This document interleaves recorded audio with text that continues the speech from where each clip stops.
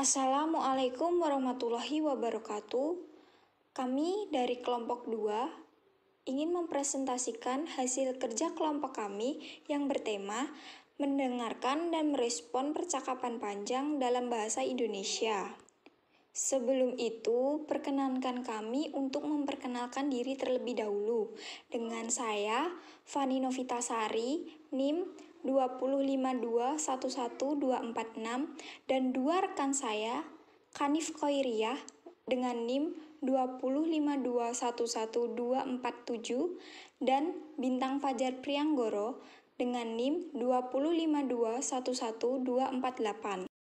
Menurut teman-teman, mendengarkan itu apa sih?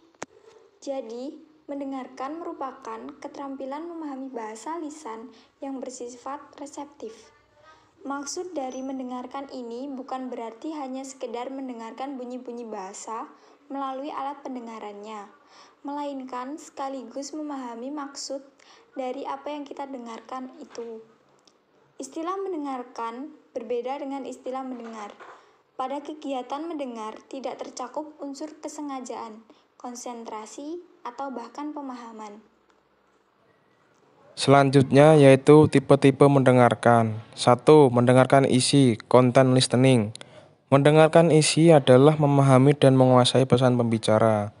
2. Mendengarkan dengan kritis, critical listening. Mendengarkan dengan kritis adalah memahami dan mengevaluasi arti pesan pembicara pada beberapa tingkat seperti logika, argumen, bukti yang kuat, kesimpulan yang valid, isi pesan, maksud dan motif pembicara. 3. Mendengarkan dengan empati, empathic listening. Mendengarkan dengan empati adalah memahami perasaan, kebutuhan, dan keinginan pembicara. Cara memahami proses mendengarkan. 1. Menerima. Penerimaan secara fisik dapat terganggu oleh suara bising, pendengaran yang kurang baik, atau kurang menaruh perhatian, karena faktor-faktor tersebut juga memengaruhi proses mendengarkan. 2. Menafsirkan. Memberikan arti terhadap suara yang dapat dilakukan menurut nilai-nilai, kepercayaan, ide, harapan, kebutuhan, dan sejarah pribadi. Yang ketiga yaitu mengingat.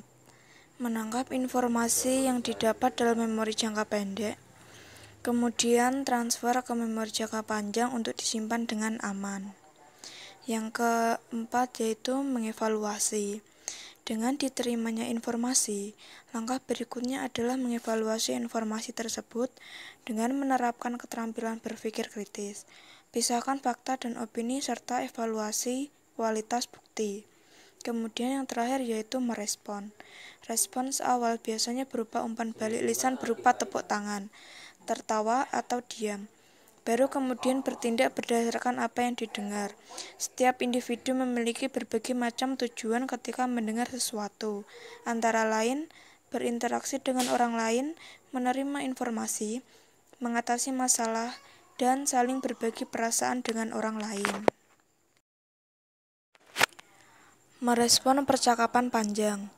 Menurut Wiraman tahun 1995, respon adalah setiap tingkah laku pada hakikatnya merupakan tanggapan atau balasan respon terhadap rangsangan atau stimulus. Percakapan panjang adalah percakapan antar dua orang atau lebih, di mana mereka saling mengungkapkan perasaan, pemikiran, serta gagasannya yang berlangsung panjang dan membutuhkan waktu yang cukup lama untuk memperbincangkan atau mencapai tujuannya tersebut. Percakapan panjang dapat dilakukan secara langsung atau tatap muka dan juga melalui media elektronik. Kesimpulannya yaitu, merespon percakapan panjang maksudnya memberikan tanggapan, masukan, kritikan, ulasan dalam sebuah percakapan. Sekian presentasi dari kelompok 2. Apabila ada kurang lebihnya kami mohon maaf. Wabillahi taufiq wal hidayah. Wassalamualaikum warahmatullahi wabarakatuh.